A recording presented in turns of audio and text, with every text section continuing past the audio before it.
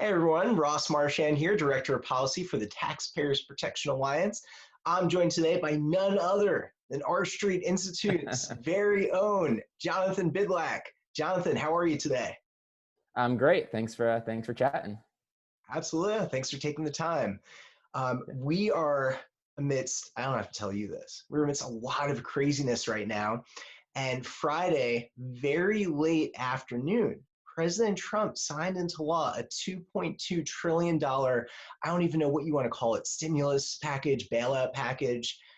Should we talk a little bit about what was in that bill and what individuals and businesses and households will be seeing as a result of that legislation? Sure. So there are a lot of things in that bill. There's everything from extension of unemployment insurance benefits to the much talked about cash payments of $1,200 per person and $500 per child. There is the so-called Mnuchin slush fund, I guess if you want to call it that. Basically, where there's the Treasury Secretary will have discretion to provide funding to businesses that are in need. There's a whole host of tax benefits in there. So there's kind of I guess you could call it a Santa Claus bill. There's a little something for everyone in that sack of goodies, I guess. Yeah, I guess Christmas come early, right? That's right. That's exactly right. It seems like so many people have had a hard time trying to examine sort of the bird's eye view and see, big picture, what is going on in terms hmm of what approach is the administration and Congress taking to get America moving forward. And there's Yep. almost certainly going to be more stimulus or bailout bills or combination thereof in the future That's going right. forward.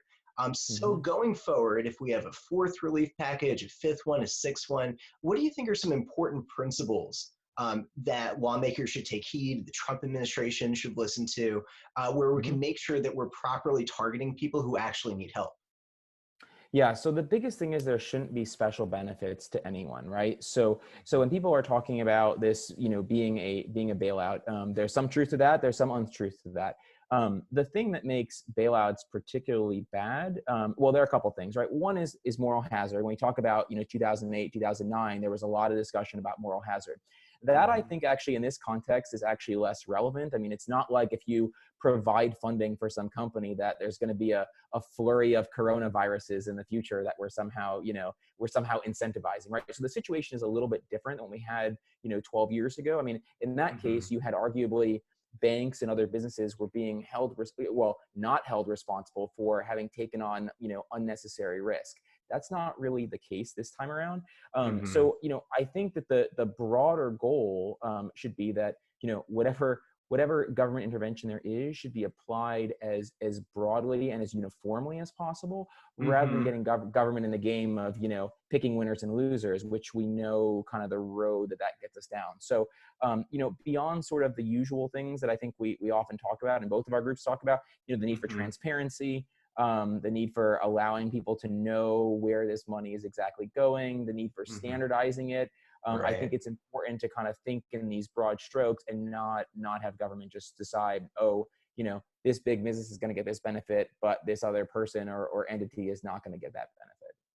Yes, absolutely essential in terms of, the government is known for picking winners from losers all the time Mhm. and benefiting specific companies and specific industries, carve outs, exemptions, you name it. The federal government Mhm. has done it repeatedly over the years. In terms of the government drawing a line and saying these benefits are expanded for individuals, households, and businesses, but only for as long as the pandemic continues to go on. How can the Mhm. government ensure that that's the case and make sure that these expanded benefits don't go on forever? Yeah, that's a great question. And I think it gets to this bigger notion of when you talk about principles, the idea that whatever we do right now should be temporary in nature. So I don't, Mm-hmm. I think very few people are arguing that, we shouldn't be involved, right? And I've made the analogy that, the situation that we're dealing with right now is very unique. I mean, if you think about it, it's literally like an asteroid hitting Earth, right? And Mm-hmm. imposing a whole bunch of harm on individuals and businesses Right. that were of their no, not of their own volition. So Mm-hmm. the argument that the government shouldn't be involved here is a little bit different, as I said earlier, from back in say 2008, 2009. But the important thing is that whatever actions are taken, they should be with the explicit goal in mind of alleviating the suffering and providing relief to those who are disadvantaged in the current situation. Mm-hmm. And once that situation is gone, those benefits should no longer exist.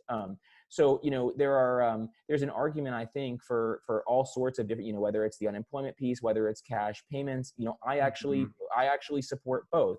But I think the key question for fiscal conservatives is ensuring Mhm. that those benefits stop when the hardship stops. And I do think there is an argument for that reason. I mean, I have actually been personally outspoken in support of cash payments.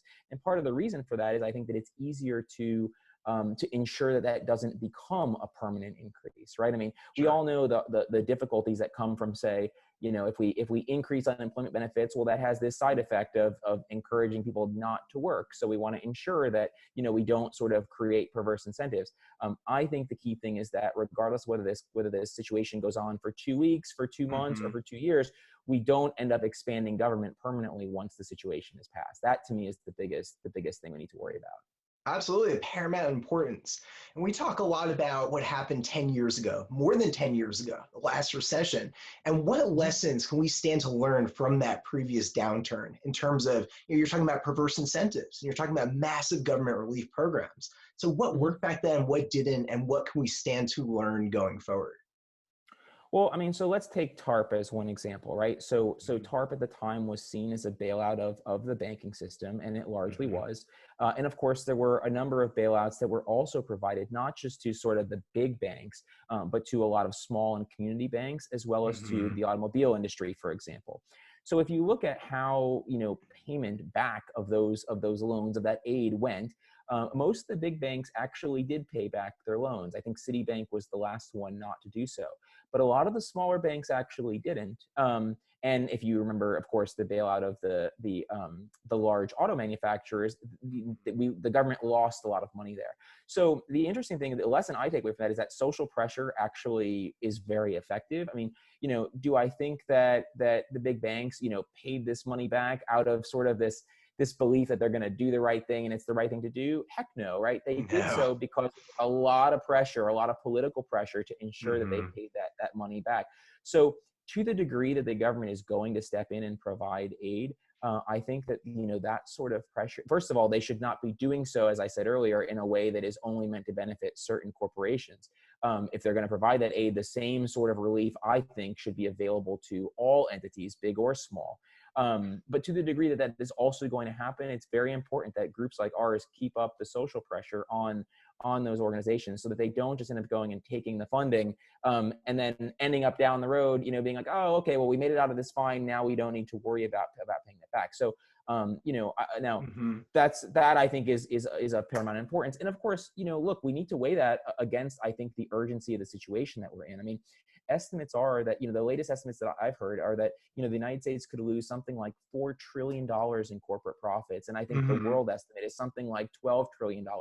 And that's assuming that, this doesn't go on for a very long time. I mean, if we start going into, the third quarter or the fourth quarter of this year where we're still not adequately dealing with the coronavirus situation, the cost to both businesses, but all, of course, as that trickles down to individuals, those costs will be massive. And so, we need to sort of weigh what we're doing now with the urgency to act. So, we know there's going to be waste, the proverbial waste, fraud, and abuse. We want to minimize that Mhm. on the front end. We also have to make sure that we act in sort of a judicious and very, very quick manner. Because if we don't, we run the risk of creating a whole host of other problems that will only lead to more waste, fraud, and abuse down the road.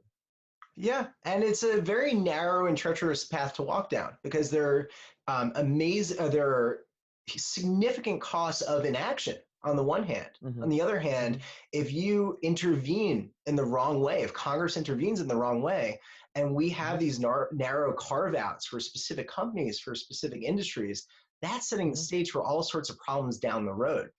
So I think it's really important to keep close watch on these developments and look out for cronyism, and also make sure that the government is responding in a timely way to make sure that people who are in desperate need right now are getting the help that they need. So, Jonathan, to follow your work more and your organization's work, where can we? What's your website? What website can we go to? Sure. Sure, yeah. So the R Street Institute is just rstreet.org. We have a big brief on there talking about fiscal policy in a time of crisis that I think some of your viewers may want to see.